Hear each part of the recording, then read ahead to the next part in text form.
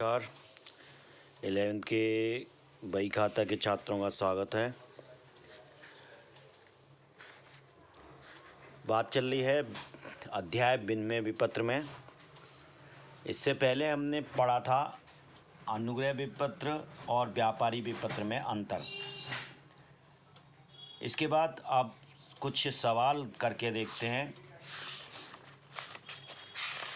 और समझते हैं कि किस तरह से इसकी एंट्रियां प्रविष्टियां की जाती हैं। एक सवाल देखिए। 1 अप्रैल 2016 को अमित ने अब्दुल के ऊपर 4 मास की अवधि का एक विपत्र 6,000 रुपये का लिखा, जो कि अब्दुल द्वारा उसकी सहायता के लिए स्वीकार कर लिया गया। 4 अप्रैल को अमित ने इसे 6% ब्याज की दर से बैंक से भुना लिया। भुगतान की तिथि से 3 दिन पहले अमित ने सारी रकम अब्दुल के पास भेज दी, जिसकी सहायता से अब्दुल ने विपत्र का भुगतान कर दिया।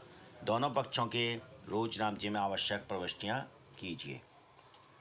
तो ये है अमित का जर्नल, यानी अमित ने अब्दुल पर 4 मास का बिल लिखा है।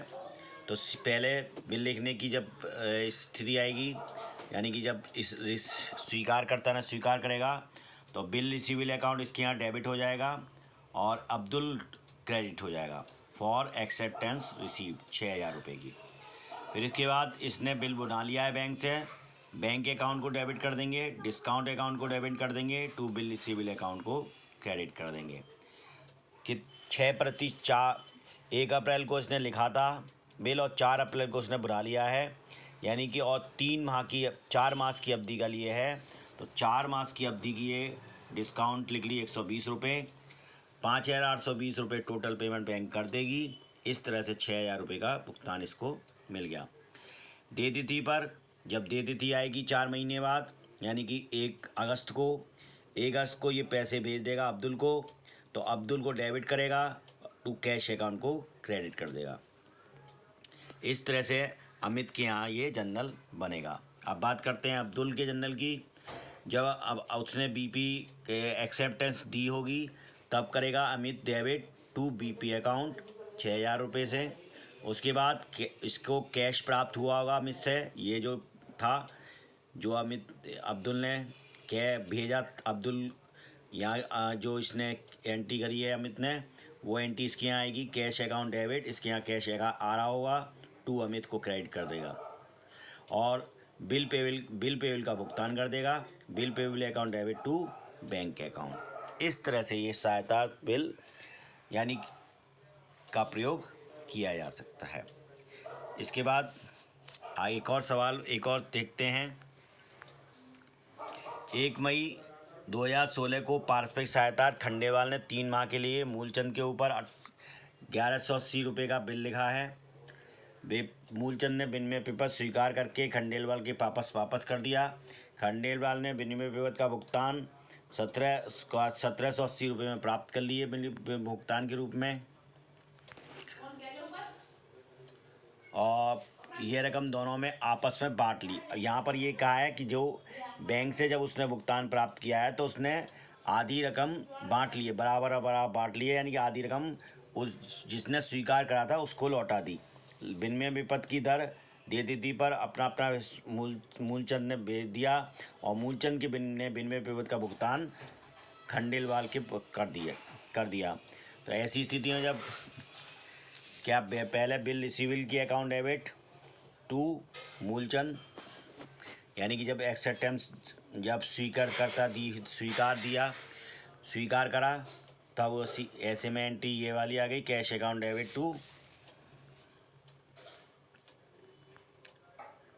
Cash account debit bill receivable account debit to Moolchand 1,800 रुपये से। इसके बाद उसने बैंक से ये बना लिया, bank account debit discount charges account debit to bill receivable account. 1,800 रुपये का लिखा था, उसने 1,780 का रुपये पेमेंट मिला है, तो 20 रुपये की डिस्काउंट अकाउंट में डेबिट कर दिए। फिर जब मूलचंद को इसने पैसे आधे क्योंकि बराबर बांटे हैं, तो ऐसी स्थिति में मूलचंद को पैसा भेज रहा है, तो मूलचंद को डेबिट कर लिया इसने और टू बैंक अकाउंट, और डिस्काउंट चार्ज भी वो मूलचंद से वसूल करेगा। तो इसका ₹900 ₹1800 उसका ये बिल था, तो टोटल ₹900 से मूलचंद को डेबिट करेगा। ₹890 ₹1780 उसे मिले थे, तो उसका आधा हिस्सा बेचा उसने, यानी कि ₹890 भेज दिए, और ₹10 उसने डिस्काउंट के काट लिए। फिर उसके बाद जब इसके भुगतान की तिथि आएगी, तो मूलचंद को ये पैसा भेज देगा, जो उसने प्राप्त किया था वो पैसा मूलचंद को भेज देगा, ताकि वो उसका बिल का भुगतान कर सके। तो उसने दे तिथि पर, यानी कि अगस्त 4 को मूलचंद डेबिट करेगा टू कैश अकाउंट से ₹900 से, ये एंट्री हो जाएगी। इसके बाद देखते हैं मूलचंद की यहाँ क्या एंट्री होंगी। पहले वाल खंडेलवाल को डेबिट करेगा, बिल पेबल अकाउंट से डेबिट क्रेडिट करेगा। उसके बाद जब इसको प्राप्त हुआ होगा पैसे, 800-900 से भेजे थे उसने, तो बैंक अकाउंट डेबिट ₹890 से, डिस्काउंटिंग चार्जेज अकाउंट डेबिट ₹10 से, टू खंडेलवाल को हमने यहाँ क्रेडिट कर लिया। अब इसके बाद कि ये इसको कैश प्राप्त हुआ खंडेलवाल से, तो कैश अकाउंट को डेबिट, खंडेलवाल अकाउंट को क्रेडिट कर लिया। फिर इसके बाद इसने बिल पेबल का भुगतान कर दिया होगा, तो bill payable account debit to cash account. इस तरह से ये एंट्री हो जाएगी। अब बात करते हैं, एक और उदाहरण देखते हैं। देखिए,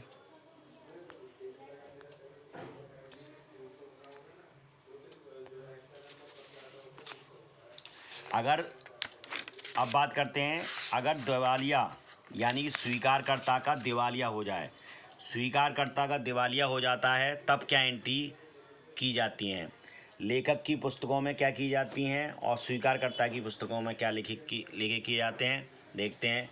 स्वीकारकर्ता के दिवालिया हो जाने पर लेखांकन सर्वप्रथम विपत्र के अनादरण का करते हैं। तत्पश्चात जो भुगतान उसे प्राप्त हो गया, उतनी राशि से मिलती उस रकम को तो हम यहाँ रोकड़ खाते में डेबिट कर लेते हैं।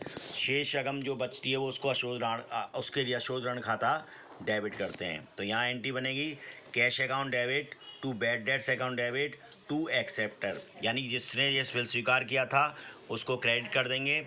जितना पैसा प्राप्त हो गया उसको कैश अकाउंट में डेबिट कर लेंगे, जितना कैसा प्राप्त नहीं हुआ वो बैड डेट्स अकाउंट में डेबिट कर लेंगे, और एक्सेप्टर अकाउंट को क्रेडिट कर लेंगे। स्वीकारकर्ता की पुस्तकों में क्या होगा, जिसने स्वीकार किया था, स्वीकारकर्ता दिवालिया हो जाने पर सर्वप्रथम विपत्र के अनादरण होने का लेखा करेंगे।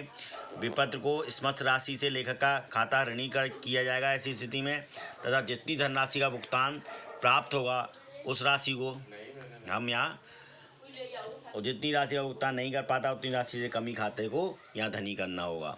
तो यहाँ ड्रॉअर ऐसे अकाउंट, यानी कि जिसको भुगतान प्राप्त करना है वो ड्रॉअर से अकाउंट डेबिट हो जाएगा टू कैश अकाउंट, जितना उसने पेमेंट करा वो कैश अकाउंट में क्रेडिट हो जाएगा, और जो शेष रह जाएगा उसको डेप्रिसिएशन अकाउंट में यहाँ क्रेडिट कर देंगे।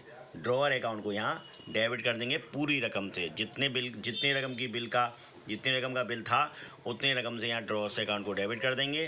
टू कैश अकाउंट को क्रेडिट करेंगे उतनी रकम से जितना हमने उसने पेमेंट हमें मिल गया है, दे दिया है, और जितना पेमेंट हमने उससे दे दिया है, और शेष रकम को हम यहाँ डेप्रिसिएशन अकाउंट में क्रेडिट कर लेंगे। एक इसका एग्जाम्पल करके देखते हैं।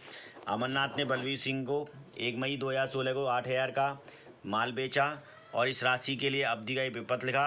अमरनाथ ने विपत्र को अपने बैंक से 15% ब्याज से बुना लिया। दे तिथि पर बिल का ना होने के कारण बैंक से लौटा दिया। बैंक ने ₹100 आलोकन व्यय के लिए दिए। बलवीर ने ₹2,000 तथा चुकाया था। दूसरा पेपर 3 माह के लिए 15% ब्याज पर जोड़कर स्वीकार करके, किंतु दूसरे पुत्र बलवीर दिवालिया हो गया, अतः उसने अपने लेनदार को ₹40 का भुगतान किया। तो अमरनाथ की और बलवीर की पुस्तकों में लिखे करने हैं। क्या हुआ है यहाँ पर, 8,000 का माल बेचा है, 8,000 का बिल लिखा है, 15% उसने बिल को बुना लिया है अमरनाथ ने, और फिर बैंक से बुलाने पर उसको आलेखन चार्ज दिए गए हैं। दोबारा से बिल लिखा गया है 2,000 का पेमेंट करके, 6,000 का दोबारा से पेमेंट लिखा के बिल लिखा गया है, तो और फिर वो दिवालिया हो गया है। तो यहाँ पहले Balveer Singh account debit to sales account, इसके बाद bill receivable account to Balveer Singh, फिर इसने बैंक से बुना लिया, bank account debit to discount account debit to bill receivable account. ₹200 की यहाँ डिस्काउंट आएगी, 7,800 का यहाँ बैंक अकाउंट आएगा। बलवीर, फिर इसके बाद ये बिल डिसऑनर्ड हुआ है तो बलवीर सिंह को डेबिट किया है टू बैंक अकाउंट से। इसके बाद cash account to Balveer Singh, 2,000 रुपये बलवीर सिंह ने दिए हैं और नोटिंग चार्ज के भी उसने दिए थे, इसलिए 2,100 रुपये से यहाँ हमने डेबिट किया। कैश अकाउंट 2,100 रुपये उसे मिले हैं, 2,000 रुपये का बिल का पेमेंट मिला और 100 रुपये नोटिंग चार्ज, तो हमने यहाँ 2,100 रुपये से ये एंट्री की है। इसके बाद बलवीर सिंह ने इंटरेस्ट भी ली है, तो Balveer Singh account debit to interest account, तो यहाँ 6,000 का बिल बचा, 2,000 उसने पेमेंट कर दिए हैं इसलिए 6,000 पर लगाया, 15/100 की जो इंटरेस्ट रेट है, और 3 महीने के लिए उसने बिल लिखा है ये दोबारा दूसरा बिल, तो 3/12 कर दिया, इसलिए 225 रुपये इंटरेस्ट के आ गए। ये 225 रुपये इंटरेस्ट अकाउंट में क्रेडिट हो गए और बलवीर सिंह को हमने यहाँ 225 रुपये डेबिट कर दिया। Bill receivable account to Balveer Singh, तो 6,000 जो बचे थे वो और प्लस इंटरेस्ट 6,225 से ये नया बिल लिख गया। तो नए बिल लिखने की एंट्री आएगी, bill receivable account debit to Balveer Singh. Balveer Singh ने ये वाला बिल के पेमेंट करने से पहले दिवालिया हो जाते हैं, तो ऐसी स्थिति में पहले हम अनादरण की एंट्री करेंगे, तो बलवीर सिंह डेबिट कर देंगे, बिल रिसीवेबल अकाउंट को क्रेडिट कर देंगे 6,225 रुपये से। इसके बाद 40 पैसे उसको प्राप्त हुए हैं, तो कैश अकाउंट में 6,225 का 40% से निकालेंगे तो 2,490 रुपये कैश प्राप्त होंगे, बाकी 3,735 रुपये बैड डेट्स में हम दिखा देंगे, टोटल हो जाएगा 6,225 रुपये का। ये bill to Balveer Singh credit होंगे 6,225 से, क्योंकि यहाँ बलवीर सिंह को हमने 6,225 से डेबिट किया था। इस खाते को बंद करने के लिए 6,225 रुपये से इसको क्रेडिट करेंगे। 2,490 उसको 40 पैसे के हिसाब से पेमेंट मिला है इस रुपये में, इसलिए 2,490 रुपये से कैश अकाउंट को डेबिट कर देंगे, बाकी शेष अमाउंट बैड डेट्स में जाएगा 3,735 रुपये। बलवीर सिंह के क्या एंट्री होंगी, परचेज अकाउंट टू अमरनाथ 8,000 रुपये से, फिर बिल पेबिल के लिए एक्सेप्टेंस देने के लिए Amarnath to bill payable account, फिर उसके बाद ये बिल अनादरण हुआ था, bill payable account noting charge account debit to Amarnath 8,000 और 8,100 रुपये। उसके बाद ये bill payable account debit to noting charge debit to Amarnath, इस तरह से हो गया। उसके बाद अमरनाथ ने 2,000 और 100 रुपये ये नोटिंग चार्ज के दिए थे, तो इसलिए अमरनाथ को डेबिट किया टू कैश अकाउंट 2,100 रुपये से। फिर इंटरेस्ट अमरनाथ ने चार्ज किया है, interest account debit to Amarnath, क्योंकि यहाँ इंटरेस्ट उसके लिए लॉस है इसलिए इंटरेस्ट अकाउंट को डेबिट कर लिया, अमरनाथ को क्रेडिट कर लिया 225 रुपये से। अमरनाथ नया बिल की एसेट अटेम्प्ट दी है तो अमरनाथ को डेबिट करा टू बिल रिसीवेबल अकाउंट 6,225 रुपये से ये रकम आ जाएगी। इसके बाद एंट्री होगी बिल पेबिल अकाउंट, क्योंकि ये बिल फिर से डिसऑनर्ड हो गया, बिल पेबिल अकाउंट क्योंकि वो दिवालिया हो गया, तो bill payable account debit to Amarnath 6,225 से करेंगे। अमरनाथ डेबिट करेंगे 6,225। अब जब उसे रुपये प्राप्त हुए हैं यानी 40 पैसे उसने पेमेंट करा है, तो ऐसी में अमरनाथ को डेबिट करेंगे पूरे 6,225 रुपये से, क्योंकि यहाँ 6 अमरनाथ को हमने क्रेडिट किया था जब बिल डिसऑनर्ड हुआ था 6,225 से, उतने ही 6,225 रुपये से क्रेडिट कर देंगे टू कैश। जितना हमने कैश पेमेंट किया वो कैश अकाउंट में क्रेडिट हो जाएगा, बाकी शेष अमाउंट जो डेफिशिएंसी अकाउंट में क्रेडिट होगा। इस तरह से हम ये काम कर सकते हैं।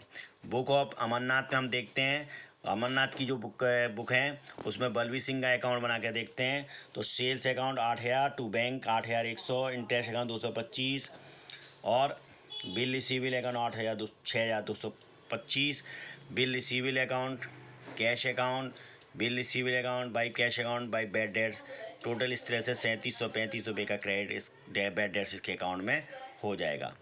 ये तो है जब माल बेचा और उसमें बिल लिखा और ऐसी स्थिति में वो दिवालिया हो गया।